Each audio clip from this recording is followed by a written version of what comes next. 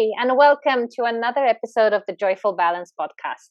You're being entertained here by me, Denise, and my lovely co-host, Meera. I'm a cognitive behavior hypnotherapist, and Meera is a neuroscientist and nutritional therapist. So between the two of us, we have the nutrition, the psychology, and neuroscience covered. On today's episode, as you know, we are taking you on our journey. So our journey takes us today to hormones. So tell us a little bit more, Meera, before we introduce our special guest. Absolutely. So hormones are hugely related to our mental and our physical well-being that it's almost impossible to overstate.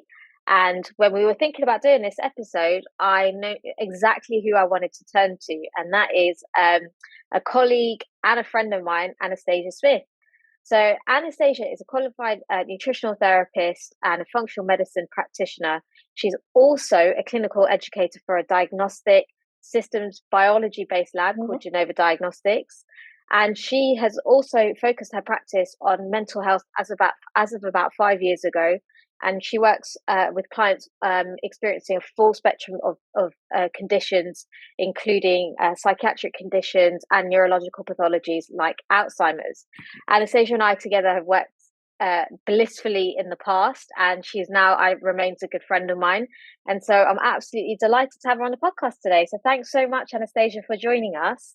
It's my pleasure. We're so excited. I know this is such an interesting, and it is an unbelievably complicated but fascinating bit of biology that we have, and so we're thrilled that you could join us, because I know that alongside the mental health piece and the neurological side, you've always had an interest in hormones too, right? Mm-hmm. But before we jump into what hormones means for our mental and physical well-being, firstly, it'd be so interesting for our listeners to hear about your background and what led you into nutrition for brain health. Yeah, sure. So as I was I was at university throughout my, sort of late teens, early 20s, I always had an interest in alternative healing practices, and knew that I wanted to deepen my knowledge in at least, one sort of directional modality. And so initially I was sort of interested in Ayurvedic medicine and Eastern healing practices, yoga, things like that. And I was already practicing yoga since the age of 16. So I had that interest always sort of there and sort of in the background, and so I think it really started from there. I experienced quite a lot of health problems throughout my teens. I had severe acne. I had issues with my menstrual cycle as well, and also anxiety, which I'll touch on later. And I was on a series of antibiotics. I was put on Roaccutane, which I'm sure some people know what that is, but it's a very strong drug for acne. And I think, whilst Western medicine has its place, I also definitely felt quite debilitated by those sorts of interventions, because they never really sort of got to the root of the problem. Yeah, that was really the issue, is they didn't actually fix the root of the problem. And so I was also always sort of trying to understand, the why, and trying to sort of dig deep. And, when I finished university, I decided that I wanted to work in health. After a few years of working in the area that I was studying in. And I just came into nutrition because nutrition, I just felt like it's the building blocks for health. Yeah. It's the fundamental basis of health, and so that's where I wanted to start. And I decided to then take a 3-year diploma course at the College of Naturopathic Medicine, which is one of the colleges that you can study nutritional therapy in the UK in. So yeah, as I was saying, I ended up studying at the College of Naturopathic Medicine for 3 years. And during that time is when I started working at Food for the Brain Foundation, which is where I met you, Meera. Yeah. So Food for the Brain Foundation is a charity that generates awareness about the importance of nutrition for mental health and brain health Alzheimer's prevention. And so obviously deepened my knowledge in that specific area. The charity used to have a clinic under its wing called the Brain Biocenter, which is specifically a nutrition clinic for people with mental health conditions as well as brain related conditions. So it was only sort of natural that my interest and my knowledge sort of deepened in that field of health. And I also struggled with quite a significant anxiety disorder, which actually manifested in an eating disorder as well. And that was really throughout my teens to early 20s. And I, discovered that, of course, there were various aspects of my history and things that happened in my life that led me to experience those that sort of, I suppose, predisposition to anxiety and therefore an eating disorder. But I definitely appreciated that there were some sort of physiological contributing factors that sort of kept me in that perpetual anxiety, panic, nervousness sort of sensations that I was in this sort of constant roller coaster in.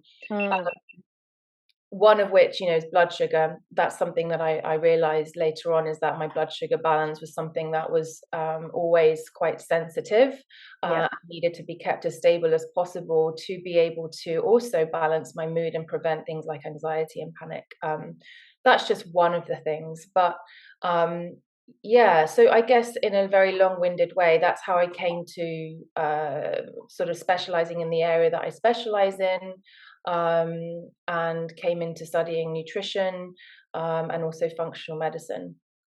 Yeah, because I was about to say, one thing I'd encourage our listeners to check out is, I know you've done a lot of extra training, particularly around the functional medicine piece as well, to really round out, what you know about how the body works and how the mind and body are completely interlinked in terms of, what if one is not functioning as it optimally as it could, it starts to affect the other. And on that, actually, because I know something that you talk about a lot, and I think it'd be useful for the listeners to understand, is that you talk about whole mind health. And I'm just really intrigued to hear you explain how you describe whole mind health and what that means to you. Yeah, sure. So the name Whole Mind Health came to me as a regular sort of marketing practice, basically, of what do I call my practice, what do I call my clinic and my business, and I wanted it to encompass the ideology of the mind and the body being connected, mental health being connected to our overall health, and vice versa. And so that's the name that I came to. And so a lot of the content that I create on Instagram is to try and really drive home that the mind and the body are connected. We're this, interconnected web of systems, and no one system is independent, to the other. They're interdependent and they are all connected. And therefore the mind and the body are also connected. And so we cannot separate the two. If we want to understand and treat mental health conditions successfully, and if we want to empower people to take their health into their own hands, they have to understand how their physical health is also impacting their mental health. So I guess that's the whole sort of philosophy behind the Whole Mind Health, the name Whole Mind Health.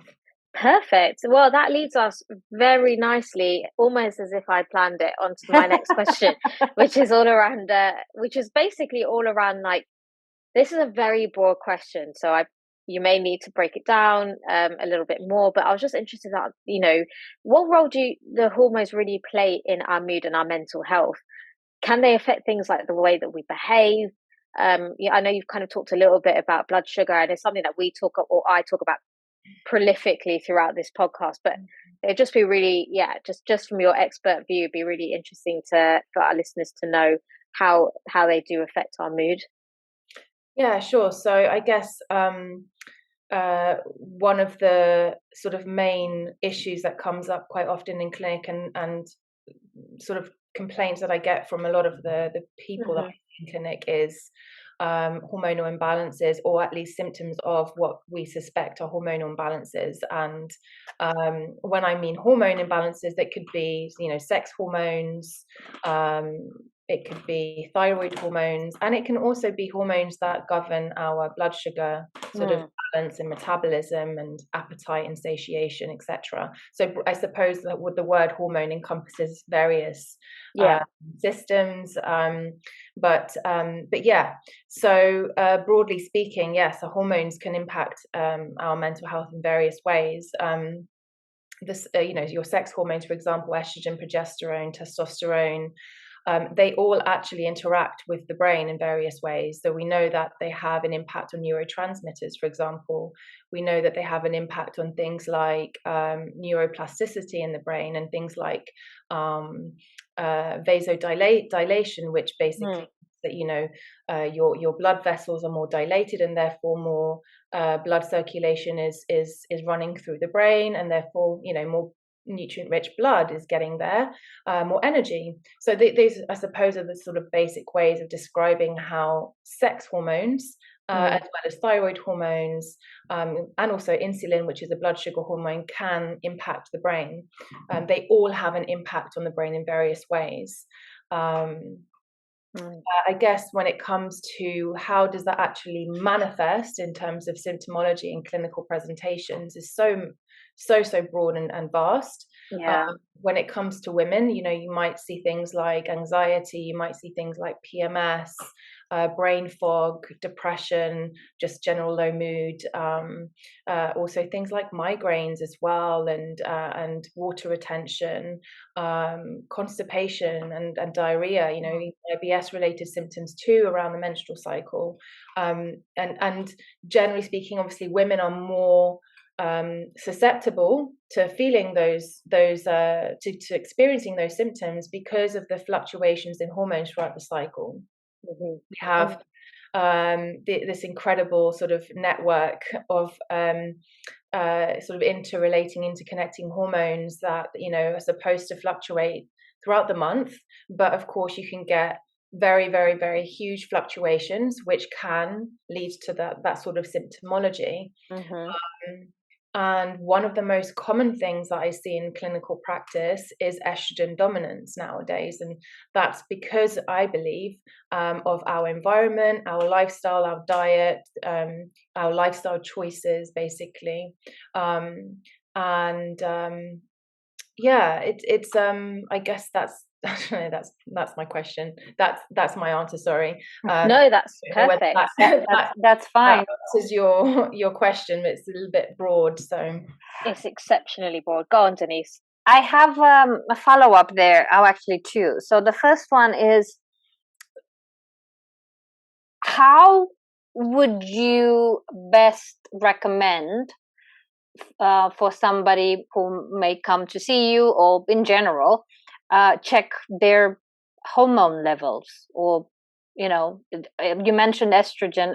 How can we know that we have enough within the normal limits, so to say, versus there is an imbalance? Yeah, sure, that's a great question. I regularly recommend testing in practice, one of which is a test that is a urine test, and the ideal time to test your hormones is about 7 days after ovulation, 5 to 7 days after ovulation, because that's when both estrogen and progesterone are supposed to be at their most stable point. And so typically that's when you should test, and that will give you an insight as to whether there is an optimal balance between estrogen and progesterone, and also testosterone as well, which is also very important for women's health and overall mental health as well. So that's, I believe, the test, if you want to know, is called the Dutch test. And it's a commonly used test in functional medicine, and it gives you an insight into your hormone levels, but also how you are actually metabolizing those hormones, and that's really a key component of hormone health. So my second question is in regards to a little bit of demystifying, if I can call it like that. So in this world that we live in, there are many cleanses and detoxification of almost anything and everything you can find online, right?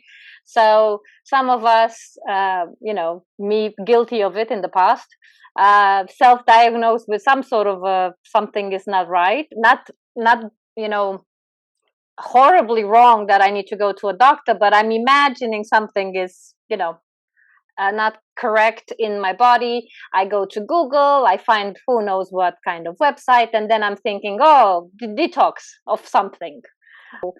What I'm trying to get to is how and when is going on a cleanse, quote unquote, something that people should do or recommend, or is that even real in the sense of what you can do with the over-the-counter type supplements and other things? What are your views there, just broadly? This detox industry, let's say, or I don't know, marketing ploy is a very, very big business. We are all going to experience times where we're feeling a bit sluggish, fatigued, brain foggy. Perhaps our skin is not looking so great. We're struggling to lose weight, and that might be a sign that you're not eliminating as well as you could be. But our organs, our detox organs, are very, very intelligent, and they don't need extra things to be put in to help them detox. They will do that for you efficiently. However, very basic things need to be happening, to be detoxing, to be, eliminating optimally. For example, a healthy bowel movement, very basic, but also fundamental. If you're not having a daily good bowel movement, then you will not be eliminating as well as you could be. And that goes with, for example, hormones. You need to be also eliminating things like estrogen. And if you're not doing that, if you're not going to the toilet every day, then you may be reabsorbing those estrogens, and that can lead to estrogen dominance, for example. Another thing is hydrating, making sure that you're having good amounts of water on a daily basis. That is also very good, essential for detoxing. Sweating, exercise, going to the gym and getting your sweat on. That's also encouraging the organ to do what it needs to do, to sweat and therefore detox.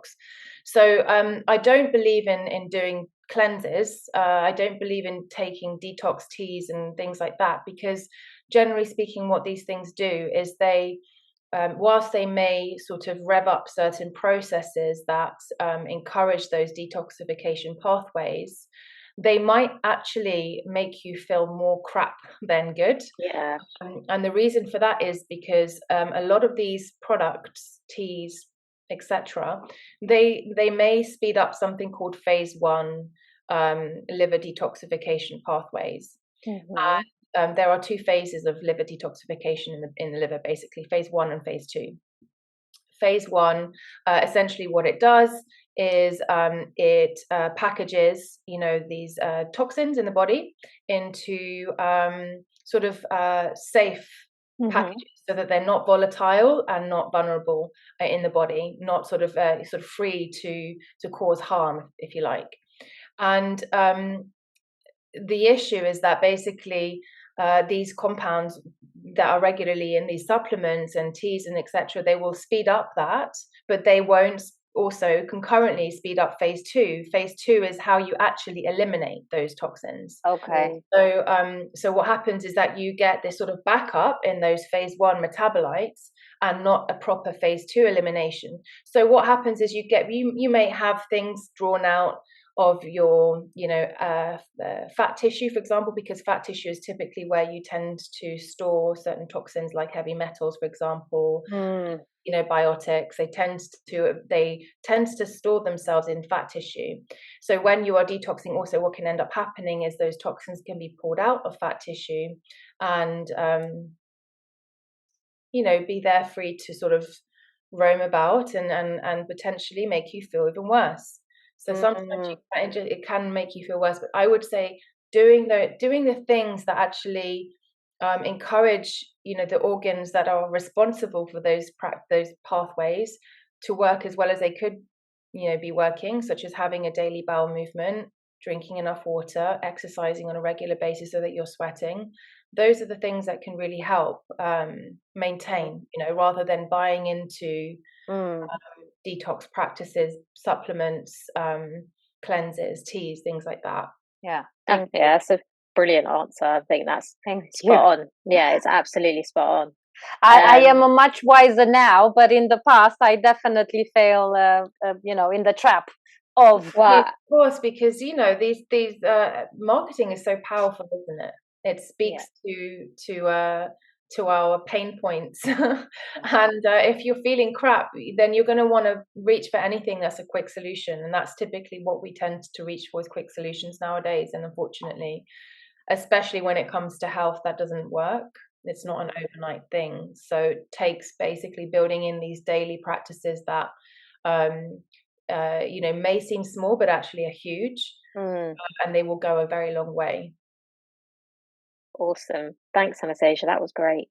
And so thinking back to hormones, one of the things that, we've covered some neurotransmitters, we've covered a few hormones, things like stress hormones and oxytocin, and a little bit on endorphins. But the couple of things we haven't really covered so much are the thyroid hormones and sex hormones. And I know you've touched a little bit on the sex hormones, so I'm just going to pivot to the thyroid hormones. Could you tell us a little bit about the thyroid hormones, why they're so important for mood, and what happens when they're out of balance? Yeah, sure. So your thyroid hormones are obviously produced by your thyroid, which is a gland that is sort of behind the Adam's apple in your throat area. And on a very fundamental basis, your thyroid hormones control your metabolism, temperature, cellular activity,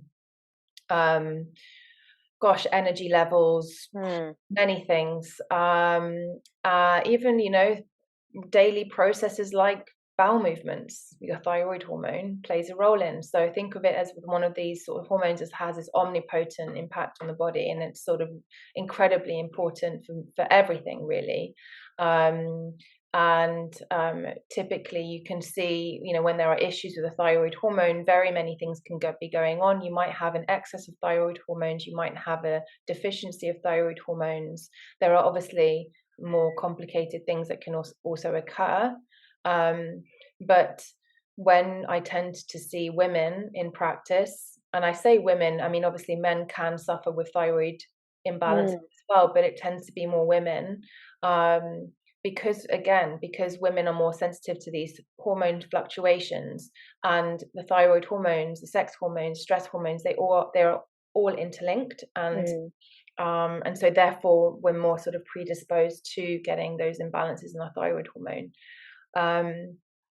In terms of, how does that present in symptoms in practice? It basically can present as lower energy, depression, struggling to lose weight, constipation, and this is when you have a deficiency, by the way, in thyroid hormone. This is when your thyroid is sluggish. Brain fog, so many things. And the converse, is true when you have an excess of thyroid hormones. So things like you actually struggle to keep weight on, you get really, really hot very quickly, you're so intolerant to the heat. You might get a thinning of the eyebrows at the edge here. Hair loss as well is one of the other things that can happen. Anxiety, panic. So you can see basically two opposite sides of the spectrum when it comes to issues with the thyroid. There are many things that can impact the thyroid. Stress is a massive one, because stress actually, what it does, and I'm talking about the primary stress hormone, cortisol. Cortisol can actually prevent the production of thyroid hormone, and it can also prevent proper conversion of thyroid hormone and uptake of thyroid hormone in peripheral tissues. So what I mean by that is basically your thyroid, it produces two main hormones, T4 and T3. T4 makes up the vast majority of that, and eventually T4 will get converted into T3 in peripheral tissues and organs like the liver and the gut, for example. And for that conversion to occur properly, stress basically is a massive hindrance for that conversion. Also nutrition, by the way, which I can go into more detail. But yeah, so stress is a massive problem when it comes to thyroid hormone physiology. Other things such as environmental toxicity as well. So we know that things like heavy metals, xenobiotics, so things like basically endocrine disruptors, we call them. So things like phthalates, pesticides, insecticides, PCBs, heavy metals,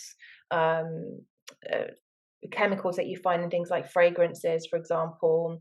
These things can actually have a negative impact on hormone physiology, and not just thyroid, but also sex hormone. Because we're talking about thyroid, I'm sort of more of course, yeah.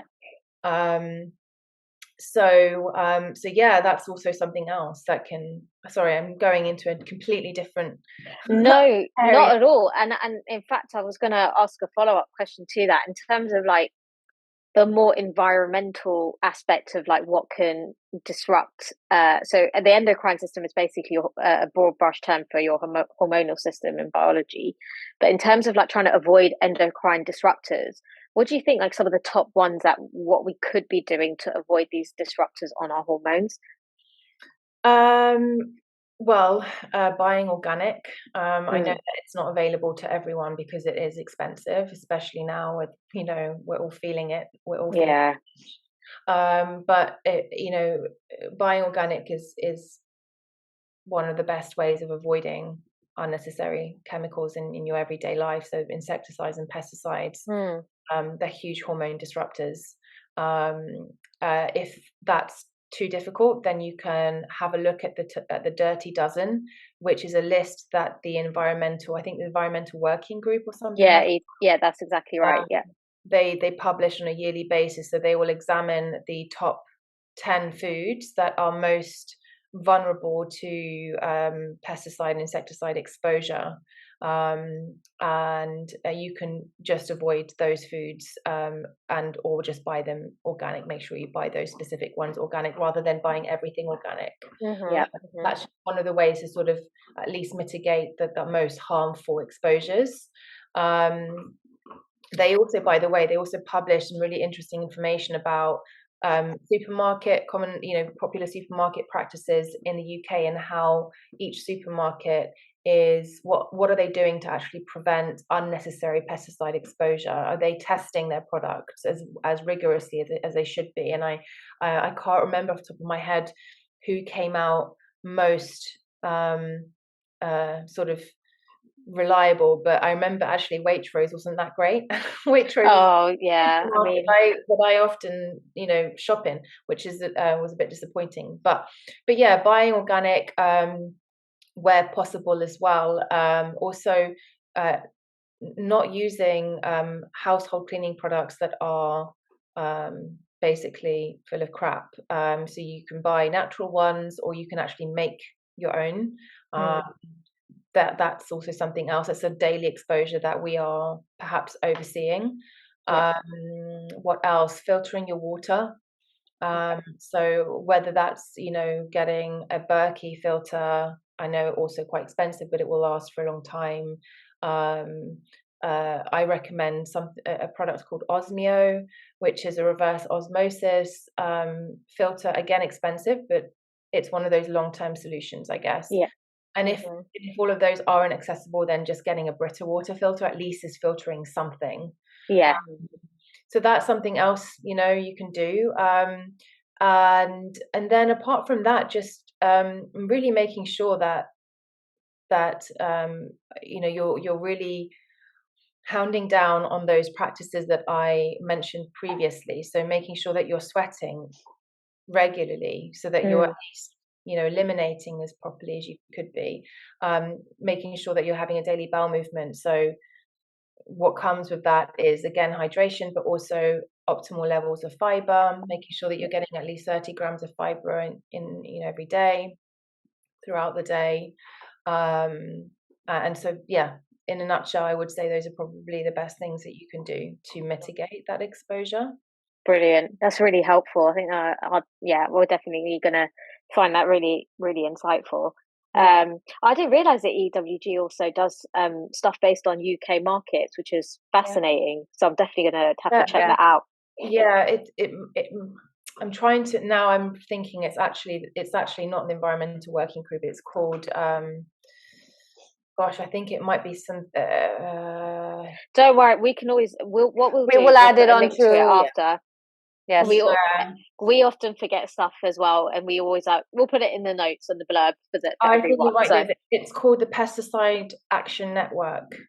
That's awesome. What I was thinking of, and that's It's a UK charity or organisation. So it's not the environmental working group. It's that's sort of a larger. Worldwide. So, the Pesticide Action Network is the one where you can find specific information about the UK supermarkets and what they're doing to prevent overexposure to pesticides. Fantastic. Thank you so much. I'm definitely going to have to check that out afterwards. And sorry, Meera. No, you go for it. I just wanted to add one thing which may come in handy for our dear listeners is something I've learned from a GP a few years ago, and they were saying if you're struggling with constipation and you want to help yourself the natural way through the foods and the hydration and everything else that Anastasia was mentioning, she told me, this particular GP, she said, eat the fruits that start with P. So the plums, the pineapple, papaya. She made it sound funny and fun to me in order to remember it. So she was just like, prunes, those are your friends. Start and eat the fruits that start with P, with the letter P. Yeah. I mean, they can. Prunes are great, actually. Prunes, a papaya as well. It's can be very helpful for constipation. Yeah. But generally speaking, increasing fiber. So getting in as many veggies as possible in your daily intake. Getting a variety of veggies as well. So that's really important, is not just relying on the same, but trying to diversify your plant fiber intake. And you can do that by sort of trying to get as many colors in your plate as you can, or just rotating, making sure that you're rotating your veggies and using different sort of ways of cooking them, roasting, steaming, adding them into casseroles, sauces, etc., soups. That if you do that, then you will be hitting the mark, the 30 gram and beyond mark, basically, as easily as possible. So slightly random. I keep seeing. I've become obsessed with TikTok. It's such a great distraction tool, but there's a lot of nutritionists and dietitians on there. Now, I'm not saying they promote this, but there's been this thing that's really gone around. I don't know if it's also on Instagram, about the internal shower, and it's where like people add like a crazy amount of like chia seeds into a massive glass of water and chug the whole thing as a way of like clearing out their system. I don't know if I advocate that personally. Well, if someone is struggling with constipation, and what they're needing is a bit of bulk. Yeah. Chia seeds, flax seeds, psyllium husk, they're really good. Yes. Therapeutic foods that can help build your stool, basically, and therefore help you eliminate more. I think they can. I think my concern is like, is there enough water to fiber ratio in that drink? Yeah, you definitely have to increase your water intake. Yeah. Because I was like, that would bloat me so quick, and it would be the worst experience. That's just me personally. But anyway, sorry, I completely digress. No, I think it's a very important subject, and it's one that I have been seeing time and time again in my other job, where it goes. It's such a taboo subject as well, where people don't talk about it, and they don't, they don't even look for help if they don't go to the bathroom regularly. And I just wanted to point that out and say, guys, you have to, whatever comes in has to come out at some point in some way. You can't just eat and drink without ever going to the bathroom, or going as rarely as once a week. That's not healthy necessarily. So please check your bowels. It's funny because I think because of what you've just said, the fact that that talking about going to the loo is such a I don't know, it's not talked about enough. I guess people don't really want to be talking about their daily bowel movements, but because of that, I think what people sometimes don't know, they don't know what is normal. Yeah. So I have, before I see a client, I have them do a medical questionnaire, like an intake form, and I ask them, of course, what their bowel habits are like, and are they having a daily bowel movement, and what's normal, for them. And they might say, yeah, I'm regular. And I'm like, okay, so what's regular for you? 3 times a week. I'm like, no, that's not regular. It needs to be daily. It really needs to be daily. And especially for people that suffer with women that suffer with hormone imbalances. Yeah. And, things like the mood symptoms that go with those hormone imbalances, like PMS, anxiety, depression around the menstrual cycle. Yeah. Well, I'd say for also breaking down a taboo, just spend time with the toddler. You'll have. I actually on the weekend played a game with my niece when I was babysitting her, which was match the poo to the animal. It was a game. Wow. So there is. I mean, when you're toilet training a child, there are no boundaries. Like, you put it that way. That's the thing that really confuses the hell out of me. When you're around young mothers or mothers in general with their children, and and dads and everybody, oh, did she go to the bathroom? Yes, she did. It was this color. It was looking like this. It was. But then it's like somebody erases our brains, we become adults, and then we never speak about it. It's like, what's wrong with this picture? I'm not saying it's dinner party conversation, but you need to make sure that you educate yourself about it, and then seek professional help if you think something is up. But you can't know something is up if you don't realize that, as you were saying, Anastasia, that what you do is not regular and not normal. No, absolutely. 100%. Okay, so we just to make sure that I don't forget to answer all the questions. We were kind of just very briefly there talking about sort of PMS, particularly problems that women experience because of the fluctuation hormones, and because for us, it's complicated for everybody, but it's especially complicated for women. And I was just wondering if I could ask, about the sex hormones. I know we talk about generally three main ones, so estrogen, progesterone, and testosterone. We've touched on them a little bit already, so I was just wondering if you could give us any more color in terms of just how much they can affect mood, and perhaps I know we've talked a lot more about estrogen and progesterone. Testosterone might be one that people just really aren't aware of, and how it affects mood. Absolutely, it's huge. Actually, it's something that I see quite a lot. Because I mean, outside of my work as a clinician, I work as you mentioned at the beginning. I work for a lab, and so I'm looking at test results on a daily basis. And testosterone is often incredibly low in women that are chronically stressed. And testosterone is not just a male hormone; it's also incredibly important for women. It helps us feel vital. It helps us feel energized. It also gives us it gives us sort of motivation and drive, and helps with our cognitive function, and also libido, which is unsurprising, but that's important, Absolutely. And so I do sometimes see women who are chronically stressed, have been, PTSD or just chronic stress for a long period of time, are so depleted metabolically, and that translates to low levels of testosterone, also DHEA, which is another androgen.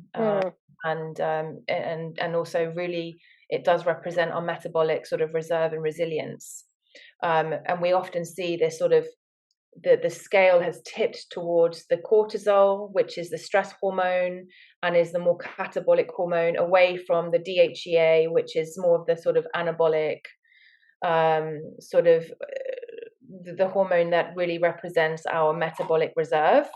And so it's really important. I cannot overstate more that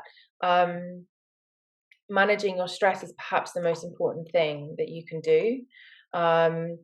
And back to your question, Meera, about, actually what does estrogen, progesterone do for our brain? Because of course it's not just testosterone, estrogen, progesterone Absolutely. as well.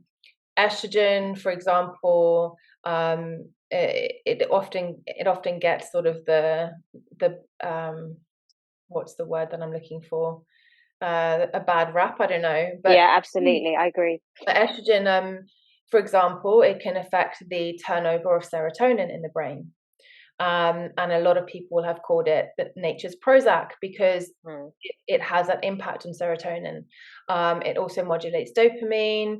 I think I mentioned at the beginning, it helps with neuroplasticity. It actually stimulates something called BDNF, which is brain-derived neurotrophic factor, a compound that stimulates, which, as you know, as a neuroscientist, stimulates the growth of new brain cells. So that's just estrogen. And then progesterone does some of these things as well. So it does equally have an important impact on the brain, but particularly it stimulates something called GABA, which is the brain's primary inhibitory neurotransmitter that helps to keep the balance between these excitatory neurotransmitters, an inhibitory neurotransmitter GABA in check.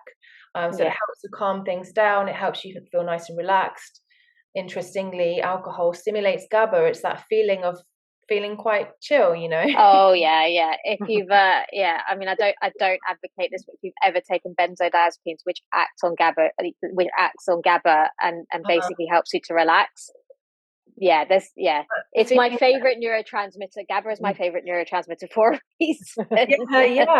So with women that have, for example, estrogen dominance, because their progesterone is quite low, and maybe their estrogen is just too high, they might not be getting enough of that GABA, basically, particularly in the second half of their cycle, the luteal phase, which is where progesterone is supposed to be most dominant. And so really you should be feeling like that in your second half of your cycle. You should be feeling quite relaxed, quite chill, sort of thing. That's sort of the thing that it's supposed to stimulate. But often that's not the case because of this imbalance between estrogen and progesterone. There are two different types of metabolites of progesterone, one of which is the one that actually acts on the GABA receptors in the brain. Sometimes women also have an imbalance between these two different metabolites. Genetically might not be as good as the next woman to be able to produce the specific progesterone metabolite that acts on GABA receptors, or they might have, I don't know, problems with the GABA receptors, for example, in the brain that aren't picking up or being insensitive enough to that GABA.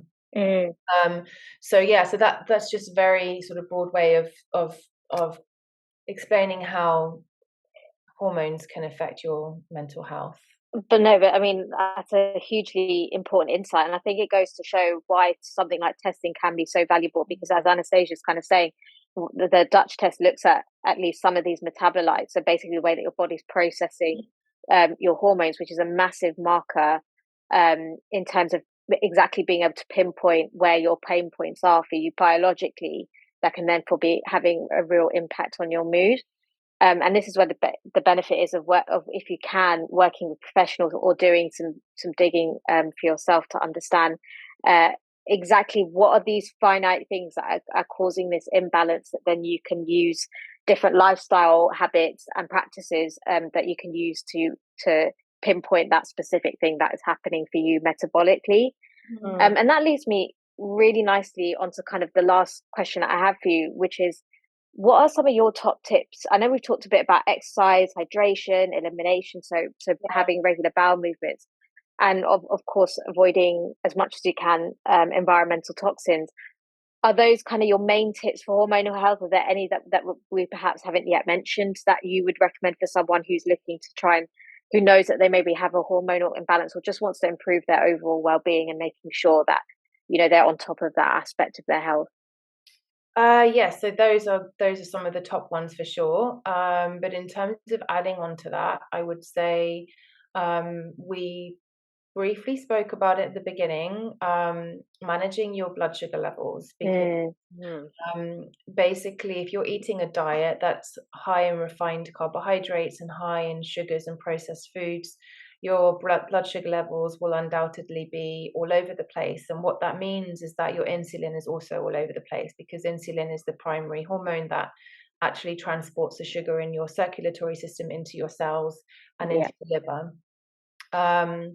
And what happens is that when your insulin is spiking in the way that it does when you eat sugary foods, something called sex hormone binding globulin reduces. Now, sex hormone binding globulin is a protein that actually binds to excess estrogen and testosterone, and so it helps to keep your estrogen testosterone in check, and prevents there being too much of it to exert impact on receptors and tissues in the body.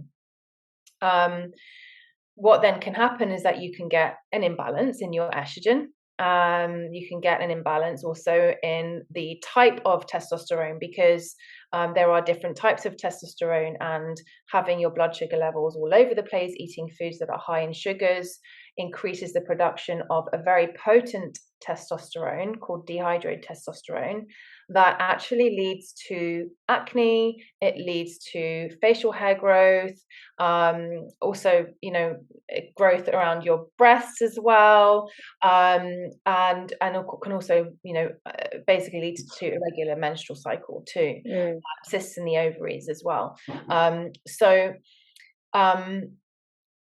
Making sure that you're not eating those foods, and instead of that, making sure that you're eating optimal levels of protein, amounts of protein in your daily diet. In addition to that, good levels of fiber and healthy fats that are all going to satiate you and keep your blood sugar levels nice and stable throughout the day. That will help your hormones. So in terms of what quantities, because it's one thing me saying eat more protein, but how much protein, for example. Really and truly, you should be getting at least a gram of protein per kilogram of weight. So what that means is that if you are 65 kilos, you need to be getting around 65 grams to 70 grams of protein a day.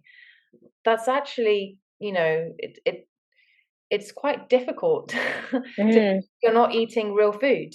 If you're having, for example, porridge in the morning or toast, you're not going to be getting that amount of protein. So you really need to be moving towards foods that are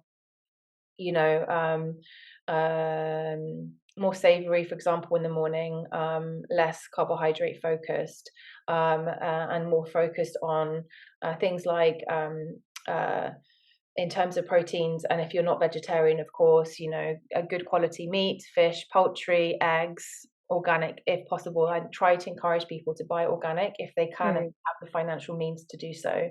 Of course, not only because of the quality of the product, of the actual meat and the nutrient value, but also ethically for the animal, and for the environment. And if you're not, if you're vegetarian, if you don't eat those foods, then you really need to be getting optimal levels of pulses, and in addition to pulses, whole grains. So the combination of those two foods together will give you a complete source of essential amino acids in one go, rather than having them separately throughout the day and sporadically. So basically that's going to help to satiate you and help to meet those protein levels as much as possible. But that really is so important, I'd say, in addition to what to the other things that I've been speaking about. And then lastly, and this is just a very specific thing I guess, that you've probably heard before, and if you've ever looked into nutrition for balancing hormones, you would have undoubtedly come across, and that's eating cruciferous vegetables. And the reason for that is because they have these compounds called glucosinolates in them that eventually turn into something called indole-3 carbinol, which actually helps estrogen clearance from the liver. And that's really important to maintain balance between estrogen and progesterone. So cruciferous family of vegetables, that's things like broccoli, cauliflower, Brussels sprouts, kale, rocket as well, watercress, bok choy or pak choy, however you want to call it. But these things are really, really, they actually have therapeutic compounds in them to support the liver's detoxification pathways. So that's also something else that you can maybe add in if you have or suspect that you have hormone imbalances, and that will naturally increase your your fiber intake as well. So by having 2-3 cups of those types of veggies in your daily diet, you'll be hitting that mark. Amazing. That's great advice. And what a perfect time of year to be talking about this, as we're kind of heading into more wintry foods, and they're extraordinarily seasonal. Yeah, exactly. And actually, I find this is the easiest time of the year to get those types of veggies in. And I mean, the summer is more for salads and things like that. And while salads are great, they're very high in water, so they're not actually. They will of course be high in fiber, but not as much as vegetables like the cruciferous vegetables, the root vegetables, which are naturally in season now. So it's good timing to try and get them in your diet. All right, well, yeah, that's it. I'm definitely going to add in some sprouts. I think it's that time of year to get back into my shopping cart. I'm very happy about cauliflower. She's my favorite. Oh yeah, cauliflower's great if you tolerate it. I absolutely love it, and I recently had it in one of the markets. It was purple. I was so blown away. I was completely, because I grew up thinking cauliflower is white and white only, and when I saw it purple, I was just like, oh! And then I found out that depending on where you are in the world, it can be also in other colors, and I was completely blown away. I've seen oranges, I think. Yeah, me too. Yeah. Wow, Anastasia, can I say we've been thoroughly spoiled by your info today. I'm so grateful. We're both so grateful that you came on the podcast to chat to us. This has been so useful, and you've been an utter delight. And so with that, guys, just as a reminder for all those who are listening, please, pretty please, give us a like, follow, subscribe to us. If you can, give us a rating. That would be amazing. We'll put Anastasia's info out for you as well, in case you want to check out her Instagram page or get in touch with her. We're also free for any questions. So don't forget you can always get in touch with us via our email address, which we'll put in the show notes. But on that note, we're going to love you and leave you. And thank you so much, everyone. You're welcome. Bye. Meera. Bye. Bye.